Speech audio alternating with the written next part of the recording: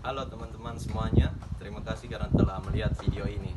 Dalam video kami kali ini ingin memberikan pemahaman mengenai pembelajaran praktis untuk metode pembelajaran anak usia dini serta untuk memenuhi nilai tugas metode pembelajaran anak usia dini.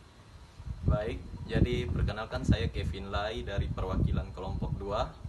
Saya akan membawakan materi yang pertama mengenai anak sebagai pembelajar aktif. Jadi, yang dimaksud anak sebagai pembelajar aktif di sini agar kita bisa melihat kemampuan atau keaktifan anak dalam kelas pengajaran itu seperti apa, sebagaimana.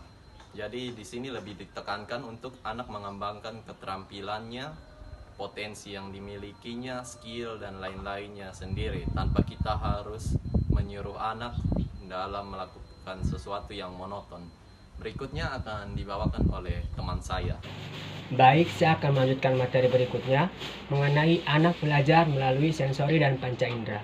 Yang dimaksud anak belajar melalui sensori dan panca indera adalah di mana anak dilatih untuk mengumpulkan informasi pengetahuan melalui indera sensorinya.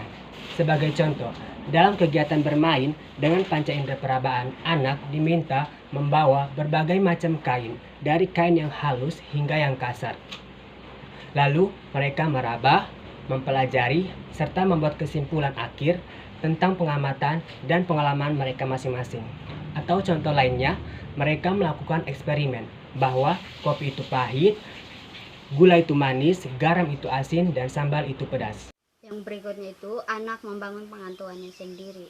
Konsep ini diberikan agar anak dirangsang untuk menambah pengetahuan yang telah diberikan melalui materi-materi yang disampaikan oleh guru dengan caranya sendiri. Anak diberikan fasilitas yang dapat menunjang untuk membangun pengetahuannya sendiri. Anak diajak untuk berpikir, percaya diri, kreatif dalam mencari dan mendapatkan pengetahuan yang mereka ingin dapatkan. Sebagai salah satu contoh itu dalam pelajaran matematika, anak mengetahui konsep berhitung, spesifiknya adalah pembagian. Nah, dari situ anak akan belajar untuk berbagi dengan sesamanya dalam kehidupan nyata. Baik, materi yang akan saya lanjutkan yaitu anak berpikir melalui benda konkret.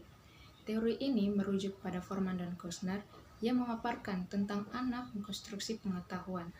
Dalam konsep ini, anak harus diberikan pembelajaran dengan benda yang nyata agar tidak menerawang atau bingung. Maksud dari hal tersebut yaitu agar anak dirangsang untuk berpikir dengan metode pembelajaran yang menggunakan benda nyata. Terciptanya pengalaman melalui benda nyata diharapkan anak lebih mengerti maksud dari materi yang telah diajarkan oleh para guru. Contohnya seperti seorang guru memberitahukan tentang benda yang ada di alam sekitar. Apabila menjelaskan tentang benda yang ada di alam sekitar, lebih baiknya anak dibawa langsung ke lokasi tersebut agar mereka dapat melihat, mengamati, dan menikmati keadaan tersebut, dan dapat melihat berbagai macam bentuk daun, pohon, buah-buahan, dan sebagainya. Atau dalam kegiatan pembelajaran tentang bilangan perpecahan, seperti memotong pizza menjadi 8 bagian, membelah apel menjadi 2, dan memotong roti menjadi 4 bagian. Terakhir adalah anak belajar dari lingkungan.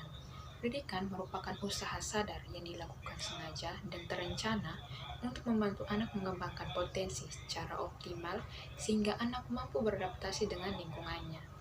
Pengertian tersebut mengandung makna bahwa tujuan akhir pendidikan untuk meningkatkan kemampuan anak melakukan adaptasi dengan lingkungan dalam arti yang sangat luas. Dengan demikian, pendidikan yang diberikan akan dapat dimaknai dan berguna bagi anak ketika beradaptasi dengan lingkungannya. Contohnya seperti anak mempelajari lingkungan di tempat tinggalnya, seperti mengikuti kegiatan outbound learning, yaitu merupakan salah satu metode pembelajaran di mana kegiatan dilakukan dengan berinteraksi dengan alam tanpa ada kekangan.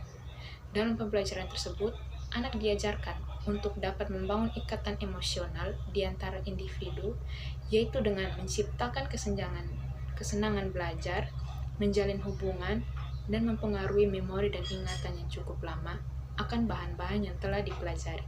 Sekian dari materi ini, terima kasih.